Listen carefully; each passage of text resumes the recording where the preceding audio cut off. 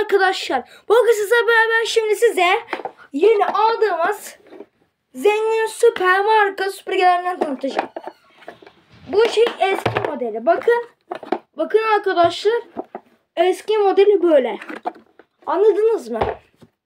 Bu da tabii ki de kovası arkadaşlar. Kovası. Evet arkadaşlar. Fazla büyük geldiği için telefonu birazcık şey yapacağım.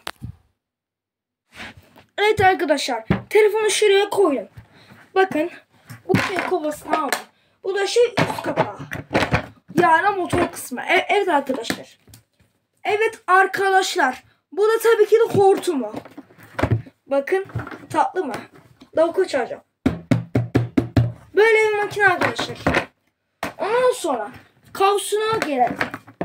Kablosu. Evet arkadaşlar. Kablosu böyle uzunlukta işte. Bakın. Bu da şey fişi. Burasını kırmışız. Bakın. Dur gösteremiyorum. Burası kırık arkadaşlar. Evet arkadaşlar.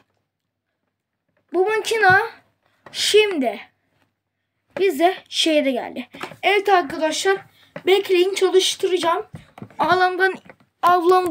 Ablamdan izin alıp geliyorum. Evet arkadaşlar. Evet arkadaşlar, kayıt başladı mı? Bakın arkadaşlar, fiş takılı. Şimdi makinemizi çalıştırıyoruz.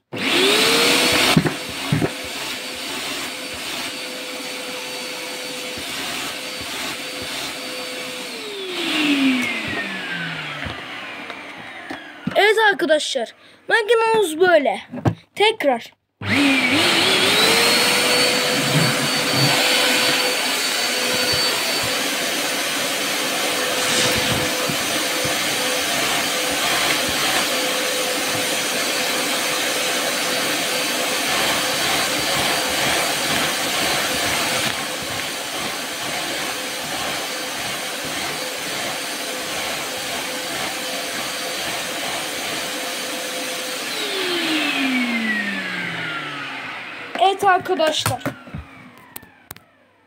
Evet arkadaşlar.